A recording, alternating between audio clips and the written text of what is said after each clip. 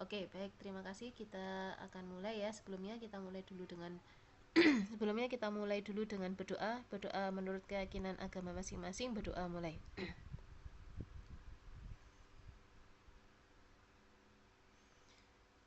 Oke, baik. Suaranya masih cukup kecil kah? Atau masih bisa disimak?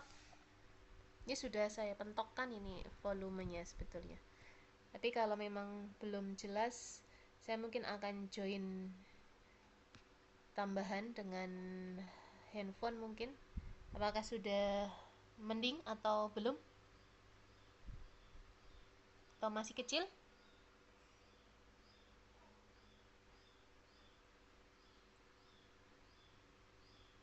Masih kecil. Oke, saya join Zoom di HP dulu sebentar ya.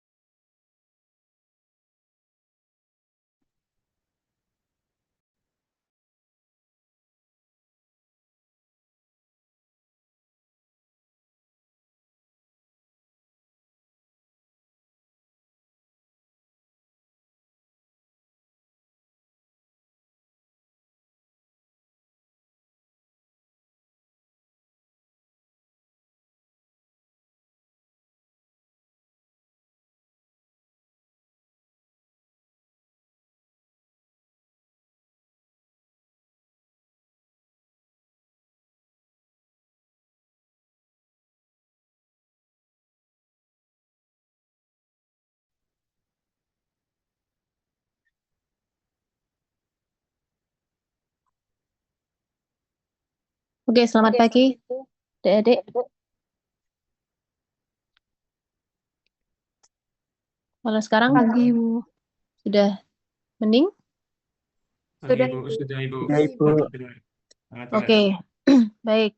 Saya nih join dengan HP untuk audionya ya. Nggak apa-apa, semoga nanti tidak ada kendala. Oke, baik, kita mulai ya adik-adik. Untuk pertemuan hari ini kita akan membahas tentang bagaimana suatu sediaan semi padat cair yang nanti bisa diformulasikan untuk perkutan ya, perkutan atau absorpsi perkutan melalui kulit gitu ya. Oke. Baik, nah ini melalui perkutan itu ada satu rute atau satu delivery sistem penghantaran obat itu yang dinamakan dengan transdermal ya, istilah transdermal. Ini mungkin adik-adik sudah bertemu dengan Prof. Haris juga ya terkait dengan adanya studi bagaimana membuat drug delivery atau sistem penghantaran obat melalui sistem transdermal. Nah, apa sebetulnya transdermal itu gitu ya? Transdermal ini yang memang delivery atau drug delivery yang kita lalui ya, kita buat melalui sistem kulit gitu ya, sistem yang ada di melalui kulit. Jadi bukan oral ataupun injeksi. Nah, apa keuntungannya untuk sistem transdermal ini? Sistem transdermal karena dia tidak melalui first pass metabolism ya, jadi memang ada memberikan konstan plasma level ya, level di dalam darah yang lebih konstan. Kemudian bisa untuk memperpanjang durasi dari action atau efek dari obat. Ya, contohnya apa? Contohnya ada tuh yang dinamakan dengan seperti apa itu kontrasepsi yang diberikan melalui transdermal ya. Jadi kita bisa memberikan untuk jangka panjang. Kemudian ada juga bisa bermanfaat untuk menurunkan ya, frekuensi dari pemberian dosisnya. Ya, sehingga akan memberikan fleksibilitas ya dan juga tidak memberikan obat yang berulang gitu ya, akan menyenangkan pasien gitu ya, yang tidak memungkinkan diberikan secara oral. Kemudian namun apa limitasi atau kekurangannya untuk penghantaran obat dengan transdermal ini? Ya, di situ nanti dia memberikan permeabilitas, ya, permeabilitas yang rendah karena kita tahu ya adik-adik di pertemuan sebelumnya bahwa kulit itu punya struktur yang sangat rigid, berlapis-lapis dan banyak barriernya yang kita kenal sebagai rain barrier ya, dan juga sistem fisiologis kulit yang memang mensupport atau memberi perlindungan terhadap zat-zat dari luar. Kemudian juga dengan transdermal ini bisa menyebabkan edema lokal, udem lokal gitu ya, atau bengkak seperti yang kalau misalnya kan adik-adik pernah praktikum dengan hewan ya, kalau disuntik di kulit kan itu nanti ada bengkak seperti itu di kulit. Kemudian bisa menyebabkan gatal atau eritema gitu ya. Dan iritasi gitu ya, iritasi untuk di area pemberian obatnya. Dan nah ini yang kalau concern dari industri adalah susah untuk di scale up untuk skala produksi. Itu ya. Dan bisa menyebabkan adanya kerusakan stratum corneum gitu. Oke.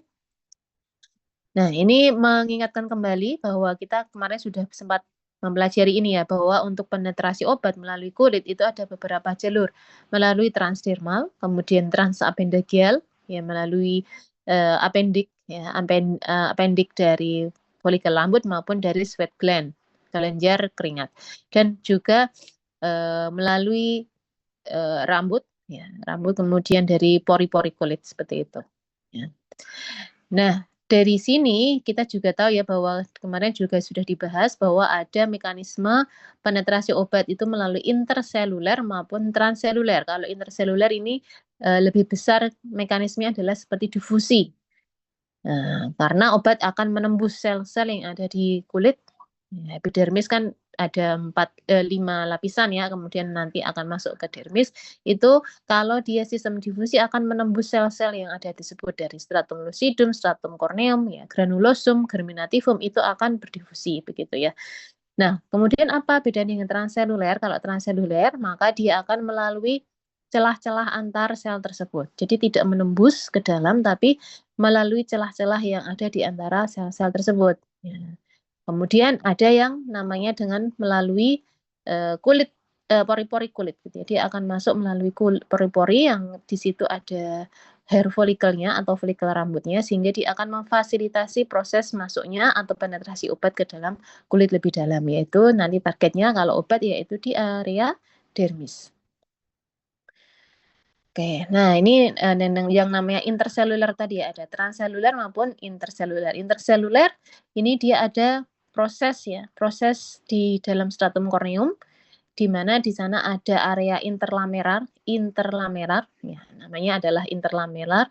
Di sana tersusun dari lipid-lipid dan juga karena kan lipid maka dia hidrofobik. Nah, ini akan memberikan potensi untuk masuknya obat tersebut gitu ya. Jadi di sana ada gap yang akan memfasilitasi difusi, ya difusi. Dan di sini transepidermal ini adanya mekanisme difusi dan juga ada partikel amfifilik, gitu ya. Kemudian, nah ini untuk transselulernya, di situ ada namanya matriks intraseluler makromolekul, yang di sana ada komponen keratin. Ya, di situ akan membantu proses difusi menembus skin barrier kulit, gitu ya. Nah, kemudian ketika kita mempertimbangkan delivery melalui kulit, apa yang harus diperhatikan yaitu drug properties-nya atau karakteristik dari obatnya sendiri. Apa yang ada yaitu harus memperhatikan faktor fisikokimikal. Seperti apa di sini? Kita harus melihat dari bobot molekul. Di pertemuan sebelumnya juga sudah sempat saya ini ya adik-adik ya singgung tentang bobot molekul obat itu juga akan berpengaruh bagaimana kemampuan obat tersebut dapat terpenetrasi ke dalam. Ya, obat-obat yang memudahkan atau yang mudah untuk tertembus adalah yang kurang dari 500 Dalton. dan yang memenuhi lipofilisitas di mana log P-nya adalah di antara 1 sampai 3. Adik-adik kemarin juga sudah sempat ya melihat perhitungan log P. Nah, log P itu akan berpengaruh pada absorpsi secara perkutan. Kemudian apalagi juga yang mempengaruhi absorpsi obat secara perkutan, yaitu hidrasi kulit. Nah, ini kemarin sudah dibahas ya. Makin luar lapisan dari epidermis, maka di situ kandungan airnya itu makin sedikit. Berbeda dengan yang lapisan dalam seperti stratum germinativum atau stratum granulosum yang kandungan airnya masih tinggi, yang di mana itu akan berkurang ketika kulit itu terdesak keluar ya, seiring adanya mekanisme keratinosis gitu ya, cycle sel untuk kulit, maka ketika naik ke permukaan maka air akan berkurang kadarnya di dalam air. Nah, bagaimana caranya untuk meningkatkan dari proses absorpsi perkutan? Kita bisa memberikan hidrasi gitu ya, dengan memodifikasi ya, dengan hidrasi kulit. Karena hidrasi ini juga berpengaruh pada proses absorpsi obat. Makin tinggi hidrasi atau makin besar kandungan airnya ya, ini akan meningkatkan ya dari absorpsi dari obat.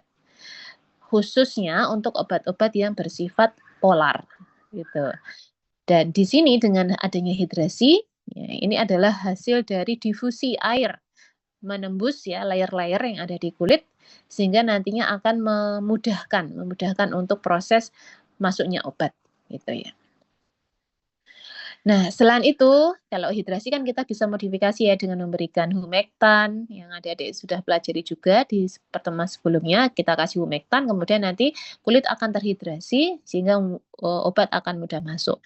Nah, selain itu ada apa lagi? Kita bisa mengenhance ya, passive penetration enhancement atau kita memberikan enhancement atau perkuatan untuk penetrasi secara pasif. Ya, dengan apa gitu ya? Ini dengan memanipulasi dari formulasinya. Ya, formulasinya kita akan manipulasi dengan apa? Misalkan kita membuat obatnya menjadi microemulsion atau sistem liposom. Yang ini akan bisa memudahkan menembus skin barrier kulit gitu. Nah, caranya bagaimana? Ada dengan cara drug modification ya, modifikasi obat ya, dengan kita akan lihat nanti ya, dan juga dengan chemical enhancement, modifikasi obatnya maupun di chemicalnya. Gitu. Pertama, untuk drug modification. Jadi kita akan memanipulasi dari zat aktifnya dulu. Gitu ya. Contohnya di sini misalkan triamcinolon. Gitu ya. Triamcinolon ini memiliki kapasitas ya, yang lebih tinggi, aktivitas yang lebih tinggi 5 kali daripada hidrokortisonnya.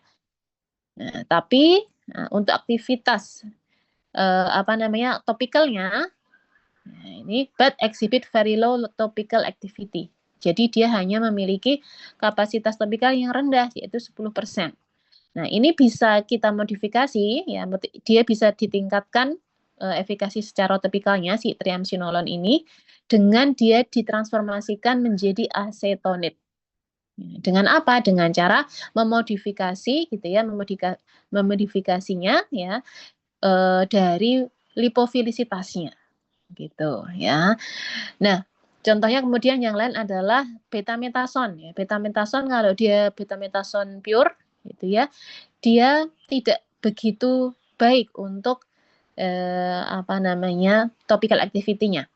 Tapi dia akan jauh lebih baik sekitar 450 kali ketika dia dimodifikasi menjadi betametason 17 valerat dengan cara diesterifikasi. Nah, itu yang menarik ya. Jadi ketika kita modif si zat aktifnya, karena kan adik-adik sudah tahu ya, setiap perubahan zat aktif juga akan berpengaruh pada lipofilisitas. Kalau kalian belajar di kimia medisinal gitu ya, di kimia medisinal kita ubah log P-nya itu akan berpengaruh ke hidrofilisitas, ke lipofilisitasnya. Nah, ini contohnya yaitu betametason ketika kita rubah menjadi 17 valerat dengan esterifikasi, dia akan meningkatkan topical activity. Itu untuk yang drug modification. Kita modifikasi dari zat aktif. Kemudian kalau dari formula bagaimana? Gitu ya. Nah, kalau dari formula nih contohnya dengan memodifikasi secara chemical atau menambahkan zat kimianya, yaitu contoh misalkan kita tambahkan alkohol. Masih ingat ya di pertemuan sebelumnya ada enhancement juga dengan cara menambahkan ester, menambahkan alkohol, itu bisa meningkatkan permeasi dengan cara mengekstraksi dan juga mensolubilisasi lipid yang ada di stratum corneum. Ya, karena alkohol, etanol, ya, dia kan sifatnya polar gitu ya. Jadi dia akan bisa mengekstraksi dan juga mensolubilisasi dari lipid atau lemak yang ada di stratum corneum. Kemudian asam lemak seperti asam oleat. Ya, ini bisa menginduksi pemisahan fase, ya, phase separation, ya, pemisahan fase dan juga fluidisasi dari lemak yang ada di kulit. Nah, itu akan memudahkan obat nanti akan masuk. Kemudian juga simpel hidrasi. Hidrasi yang sederhana dengan menambahkan humektan gitu ya, juga bisa akan meningkatkan absorpsi tanpa mempengaruhi dari konformasi atau struktur lipid bilayer dari kulit. Nah, dengan hanya melakukan hidrasi kulit saja. Gitu ya. Jadi tadi ada drug modification dan juga chemical enhancement. Sampai di sini ada yang mau ditanyakan dulu, adik-adik? Jangan lupa nanti untuk PJ kelas bisa men-screenshot ya, sesuai dengan yang kita sepakati. Karena ini ada 3 kelas, jadi tidak menggunakan QR code. Ada yang mau ditanyakan dulu sampai di sini? Yang bocor bisa di-mute dulu adik-adik.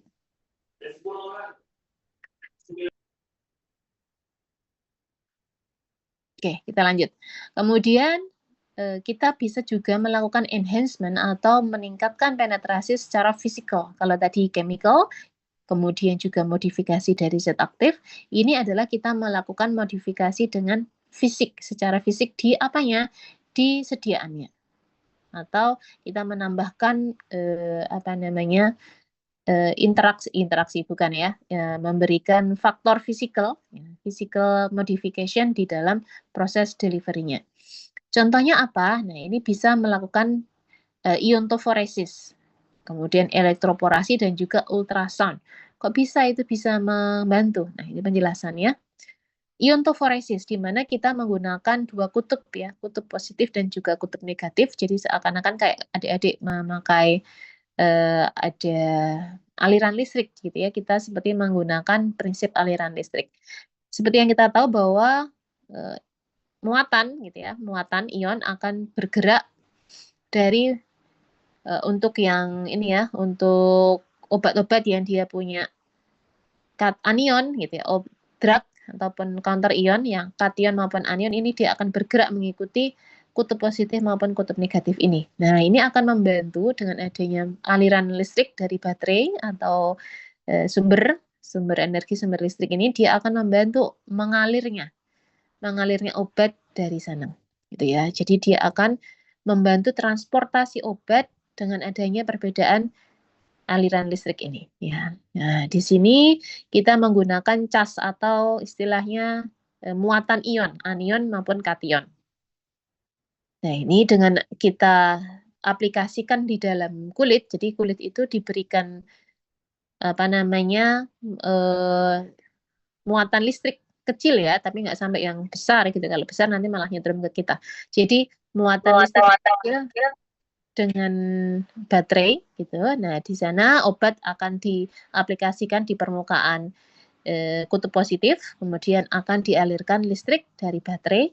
Nah, ini harapannya akan masuk ke dalam kulit dan akan mengenai pembuluh darah. Itu ya, ini akan mengenai pembuluh darah. Dia akan ikut, nah, kemudian dia akan masuk ke bagian dermis sehingga ini akan mencapai area dermis pembuluh darah. Ya, karena dia akan mengalir ya dari kutub positif ke kutub negatif.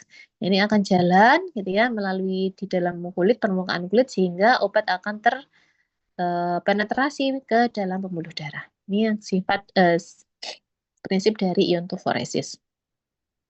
Kemudian mirip juga dengan elektroporasi. Nah, hanya bedanya kalau elektroporasi ini menggunakan pulses. Pulses itu apa namanya? Sengatan listrik gitu ya. Sengat atau pulses ya dengan adanya high voltage ya dengan tegangan tinggi tapi hanya durasi yang pendek. Kalau yang tadi itu bisa diaplikasikan lebih lama. Kalau ini hanya sekian detik gitu ya. Karena ini kan memakai dengan pulses tekanan tinggi sehingga dia seperti di strum gitu ya. Jrek, gitu. Nah, ini akan memudahkan penetrasi obat ke dalam intraseluler gitu ya. Jadi dia akan masuk ke celah-celah dari sel-sel kulit kita gitu ya.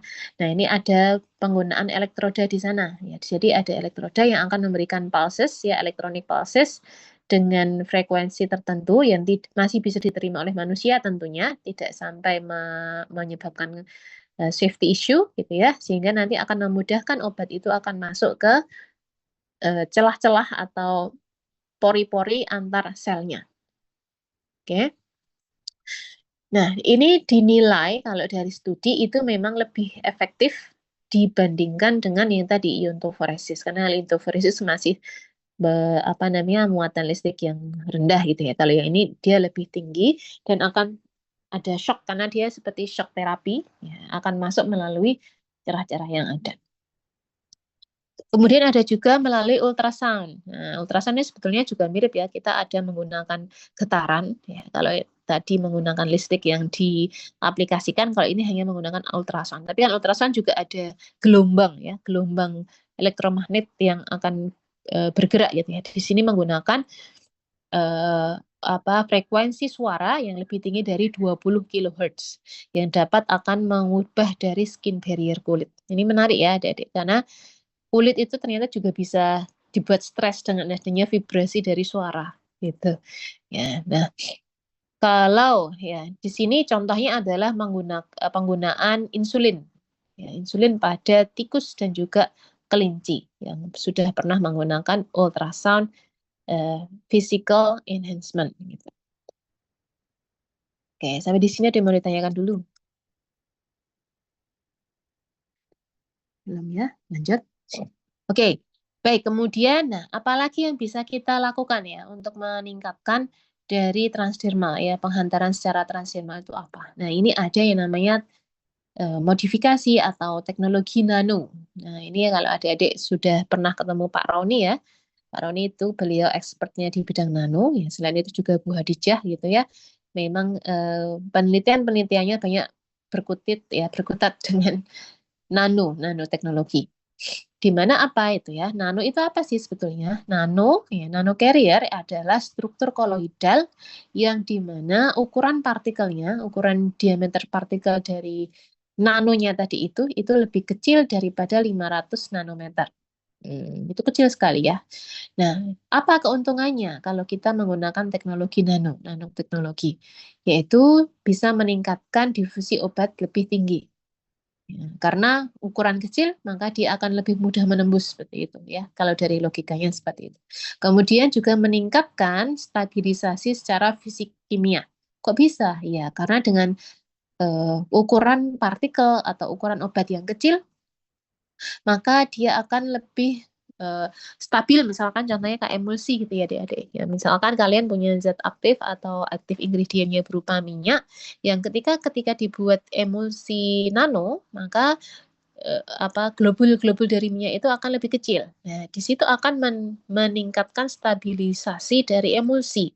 Dia tidak mudah membentuk flokulasi gitu ya. Nah, akan menurunkan kecepatan dari pemisahan fasenya juga. Gitu. Kemudian bisa memberikan delivery atau penghantaran obat yang sustainable gitu ya, yang lebih panjang dan juga terregulasi. Hanya memang tantangannya untuk nano ini masih dikembangkan terus gitu ya, regulasi atau peraturan terkait apakah boleh sih obat itu dibuat nano atau tidak. Karena dikhawatirkan memang ada yang sampai misalkan teknologi hanya untuk kosmetik yang dimana hanya di permukaan kulit, tapi kalau dibuat nano itu maka bisa menjadi obat gitu ya sifatnya, karena dia bisa menembus lebih dalam. Nah, ini masih sampai sekarang dikembangkan terus. Dan harapannya memang ini keuntungan dari nano adalah lebih aman dan lebih cepat dalam penghantaran obatnya. Kemudian yang berperan juga pada transdermal adalah peran hair follicle atau folikel rambut di situ ya, di mana di sana akan memfasilitasi penetrasi obat melalui hair follicle yang langsung masuk ke area dermis karena ujungnya atau akar rambut itu di area dermis. Kemudian ya ukuran rata-rata dari nanopartikel ini menjadi faktor penentu ya, faktor penentu dari kecepatan sebenarnya dari kemampuan obat untuk menembus secara transdermal. Nah, ya hair follicle kemudian transfollicle ini menjadi keuntungan ya kalau kita menggunakan transfollicle ini dia akan meningkatkan dari penetrasi obat. Nah, ini gambarannya ya, gambaran atau rangkuman dari apa yang tadi disampaikan ya. Tapi microneedle kita akan bahas setelah ini. Jadi ada strategi untuk meningkatkan penetrasi obat, yaitu pertama dengan menggunakan active strategi, menggunakan conventional method, ya, metode konvensional maupun pasif strategi menggunakan nanocarrier. Kalau nanocarrier kan kita modifikasi dari obatnya ya, obatnya atau sediaannya itu kita buat nanopartikel gitu ya, bisa misalkan dengan liposom atau dibuat misel atau bisa juga diselimuti dengan nanopartikel emas, gold nanopartikel. Nah, ini menggunakan sistem pasif.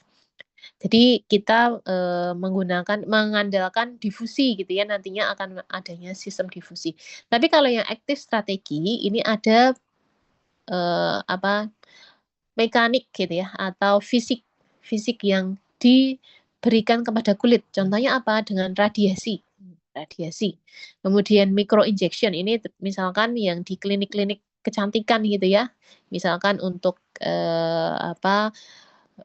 untuk menghilangkan bekas luka yang lumayan lumayan kentara gitu ya, itu bisa menggunakan ini atau laser gitu ya, radiasi laser.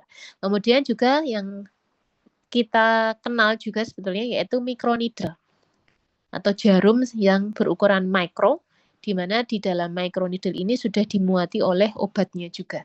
Nah, obat ini akan masuk ke dalam kulit lebih dalam sehingga proses delivery obat itu akan lebih mudah. Dan ini ada aktif maupun pasif. Nah, kita kembali ke nano ya. Nano itu macamnya sebenarnya ada banyak. Ini saya sebutkan hanya beberapa saja ya adik-adik. Contohnya adalah SLN, ya, kemudian NLC, liposom, niosom. Ya. Contoh yang lain ada sekarang eksosom ya. Ada dari tanaman gitu ya. Itu ada banyak sekali yang sekarang sudah ke arah teknologi nano. Nah, kalau SLN ini sendiri apa sih sebetulnya gitu ya? SLN atau solid lipid nanoparticle itu adalah perpaduan dari emulsifier, ya, emulsifier dan juga lipid yang solid atau lipid padat. Solid lipid namanya juga solid lipid. Solid lipid berarti menggunakan lemak solid kemudian dicampur dengan emulsifier atau surfaktan yang kita biasa gunakan. Nah, ini dengan SLN ini sediaannya itu bisa stabil pada suhu ruang dan bisa digunakan untuk sediaan-sediaan yang oklusif maupun yang adhesif. Oklusif masih ingat ya, yang dia memang cenderung lebih berminyak untuk pengobatan dermatitis atopik contohnya gitu ya, memberikan coverage pada permukaan kulit lebih berminyak.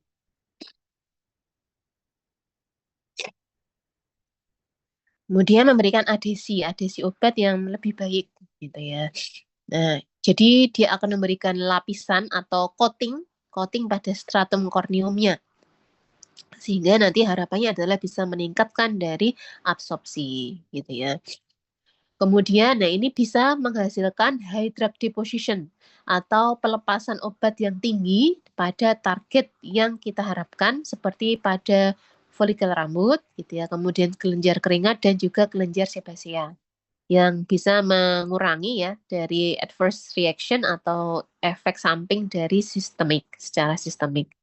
Nah, dari studi ini dilaporkan bahwa SLN ini bisa meningkatkan secara dramatis ya untuk absorpsi obat melalui kulit ya seperti pada penggunaan OW cream ya, krim yang tipenya adalah oil in water dan juga nano emulsi yang dia menggunakan oklusi sistem dari SLN gitu ya. Nah, ini jadi memang sudah terbukti dari beberapa studi itu SLN ini bisa meningkatkan dari absorpsi obatnya.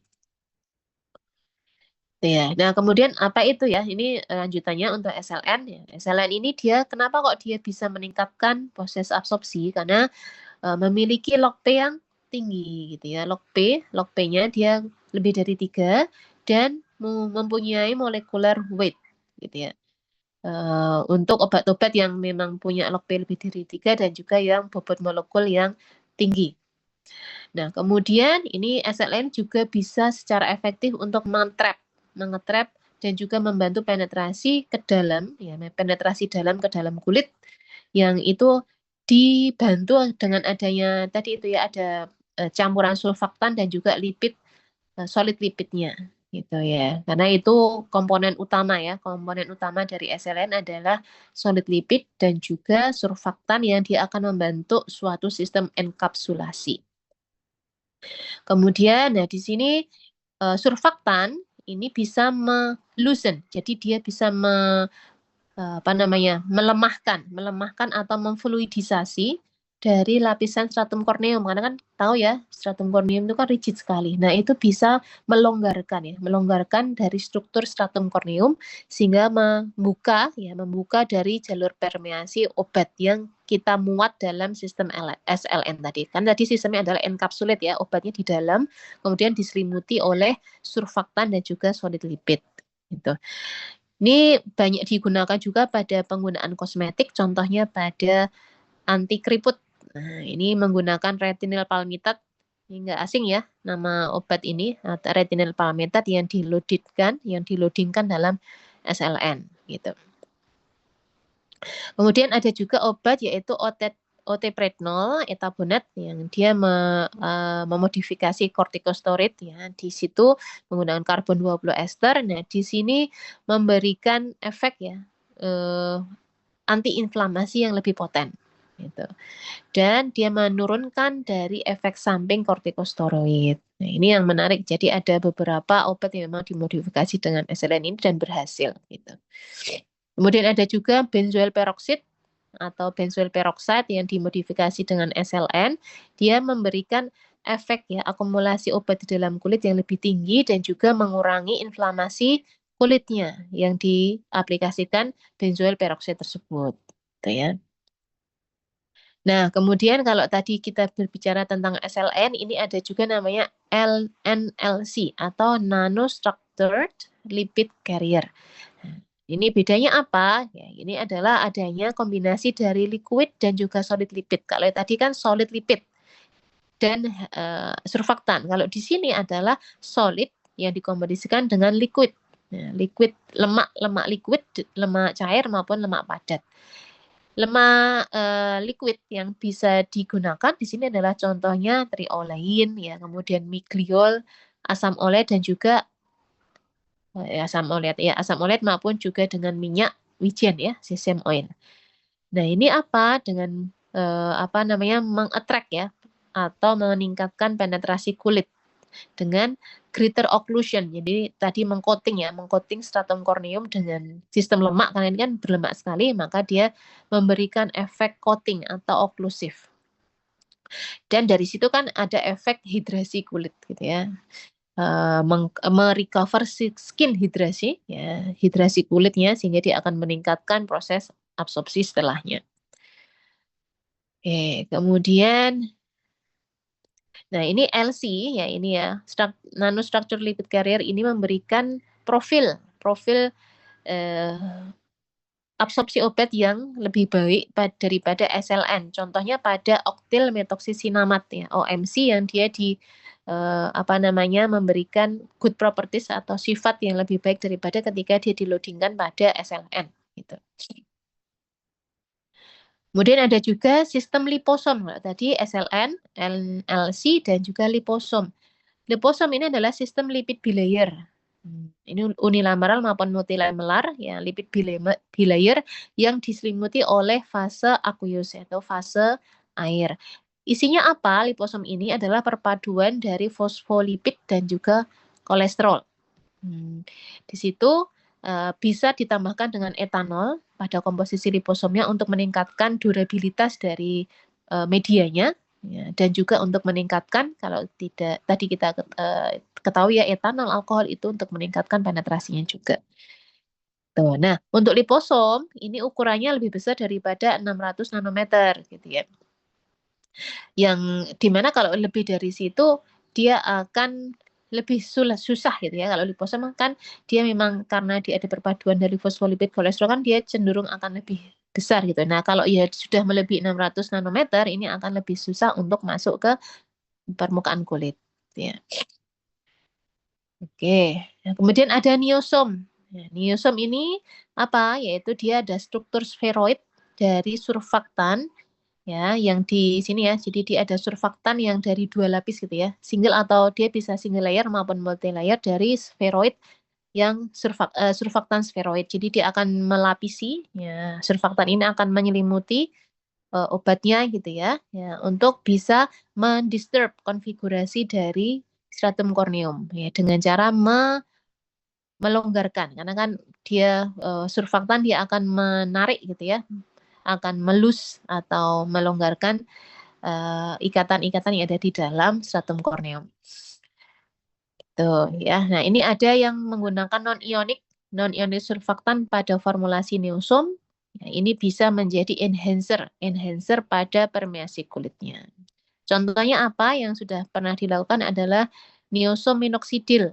Niosom minoxidil ini bisa meningkatkan penetrasi obat ya, penetrasi obatnya dan juga dia meningkatkan bioavailability pada pemberian secara topikal. Ini jadi ada beberapa contoh obat yang menggunakan teknologi nano tersebut. Oke, nah kemudian ada juga ya bisa menggunakan natural lipid, nanopartikel yang kita bisa menggunakan natural lipid seperti butter atau mentega gitu ya. Yang ini bisa untuk meningkatkan skin hidrasi atau juga menggunakan tamanu oil. Ini beberapa kali kita sudah pernah memformulasikan di lab kita ya adik-adik menggunakan tamanu oil untuk selain tadi itu ya meningkatkan absorpsi yaitu dengan dibuat sistem lipid nanopartikel maupun juga untuk meningkatkan atau memberikan efek antiinflamasi. Jadi dia tamanu oil sendiri itu punya efek gitu ya sebagai antiinflamasi. Oke. Nah, ini rangkumannya ya, apa yang membedakan antara niosom, liposom, ya, kemudian NLC, nanoemulsi ini dari ukurannya. Pertama, ya, nanokarrier dari ukuran dari kisaran 100 nanometer ya, untuk niosom, ya, kemudian nanolipid nanopartikel dia lebih kecil, 10 nanometer dia sudah bisa menjadi NLC. Kemudian apa keuntungannya gitu ya. Kemudian contoh obat yang pernah dimuat dengan niosom, liposom, nanolipid, contoh-contohnya tersebut dan aplikasinya ya. Ini ada juga ya, seperti vitamin D3 ini dibuat liposom untuk UV protection ataupun anti-aging. Nah, juga bisa ultrasonikasi ya adik-adik. Jadi di apa namanya di transdermal itu juga bisa dibantu dengan metode ultrasonikasi yang dipadukan dengan beberapa metode yang tadi. Jadi penggunaan nano pun juga bisa menggunakan ultrasonikasi untuk meningkatkan stabilitas gitu ya. Nah, untuk juga meningkatkan penetrasinya. Oke. Nah, ini untuk gambaran dari microneedle adik-adik ya, mikroporasi ataupun microneedle. Nah, ini adalah MN ya, solid MN itu apa? Nah, ini solid MN. Nah, solid MN, kemudian ada coated MN, kemudian ada dissolving MN dan juga hollow MN. Ini MN itu microneedle. Apa ini? Ya, yaitu tadi sebagai aktif strategi untuk meningkatkan transdermal root gitu ya, transdermal delivery, kita bisa menggunakan microneedle. Ada beberapa tipe. Kalau yang solid MN, maka pertama kita aplikasikan dulu microneedle-nya, kita aplikasikan ke kulit sampai istilahnya untuk melubangi kulit. Kemudian setelah itu ke bawah yang di A, kemudian ke B, diaplikasikan seperti patch yang ditempelkan pada bekas needle yang diaplikasikan. Nah, dari situ karena sudah ada luka yang terbuka atau pori-pori yang terbuka sehingga akan memudahkan proses absorpsi obat ke dalam kulit yang lebih dalam ke area dermis. Apa bedanya dengan coated? Kalau yang coated jarumnya atau microneedle-nya tadi sudah di-coating atau dilapisi dengan obat. Jadi begitu masuk ke dalam, itu obatnya sudah nempel langsung di situ, akan terdorong oleh microneedle-nya. Kalau yang dissolving, nah ini seperti apa namanya, patch yang sudah mengandung microneedle juga, gitu ya. Hanya obatnya itu sudah termuat di sana sehingga dia akan terdissolve atau terlalut setelah patch yang di atas itu diambil, gitu ya. Kemudian yang hollow, yang hollow ini adalah lubang, ya, lubang. Jadi microneedle-nya itu dia kan bentuknya needle, jarum-jarum yang memiliki lubang atau pipa saluran di dalamnya sehingga obat dari patch yang di luar akan masuk terdifusi ke dalam lubang atau pipa saluran tersebut sehingga masuk ke dalam, gitu ya. Nah, ini adalah mekanisme atau metode untuk microneedle di sana. Ya, ini merupakan metode invasif ya atau metode yang menggunakan sistem fisik untuk membantu penetrasi obat ke dalam kulit gitu ya. Jadi microneedle ini sekarang sudah banyak dimodifikasi juga ya, banyak diaplikasikan untuk obat-obat yang dihindarkan dari first pass metabolism gitu ya. Contohnya apa? Di situ ada penggunaan insulin, kemudian hormon dan juga vaksin-vaksin. Oke, sampai di sini ada yang mau ditanyakan adik-adik? Nih, terakhir ya, ini kita cepat aja. Hari-hari libur, ini adik-adik nggak apa-apa. Nah, kemudian ada sedikit ya, ini melanjutkan sedikit. Apa sih tantangannya kalau kita menggunakan nano? Karena kan nano sudah terkenal ya, nanoteknologi. Apa ya challenge-nya ataupun limitasinya untuk nano ini? Nah, dia masih membutuhkan biaya yang tinggi karena teknologinya juga, misalkan tadi penggunaan surfaktan, kemudian sistem metodenya itu yang dia spesifik gitu ya, tidak seperti formulasi biasa gitu ya. Jadi masih membutuhkan biaya yang tinggi. Kemudian teknologinya juga masih butuh high tech, terutama untuk analisisnya. Kita kalau di lab teknologi kita punya namanya particle size analyzer atau pengukur ukuran partikel ya, untuk melihat apakah memastikan tadi itu ukuran partikelnya adalah 100 nanometer gitu ya, atau 10 nanometer itu kita bisa lihat menggunakan alat namanya PSA atau particle size analyzer gitu. Kemudian, nah ini challenge-nya yang lain adalah dengan nanoteknologi itu tidak bisa dibuat dalam skala production yang masif. Ya, ini masih menjadi challenge ya. Mungkin nanti suatu waktu bisa ketemu teknologinya, tapi untuk sekarang saat ini belum bisa untuk memasifkan skala dalam skala besar gitu ya untuk nano. Kalau mikro itu masih bisa, tapi kalau nano ini masih challenging. Ya, oke. Nah, sudah selesai. Ada yang mau ditanyakan sampai di sini adik-adik atau didiskusikan?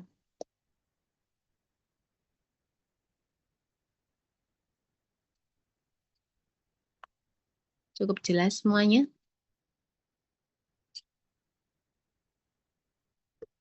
Aman ya adik-adik ya?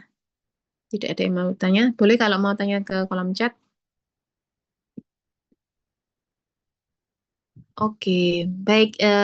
Pastikan PJ kelas apakah sudah mengambil screenshot untuk daftar hadir ya. PJ kelas masing-masing A, B, C, dan IUP.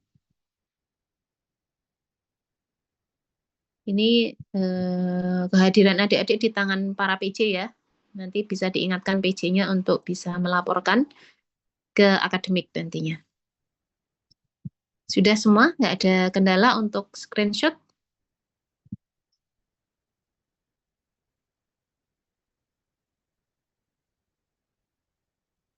Oke, baik.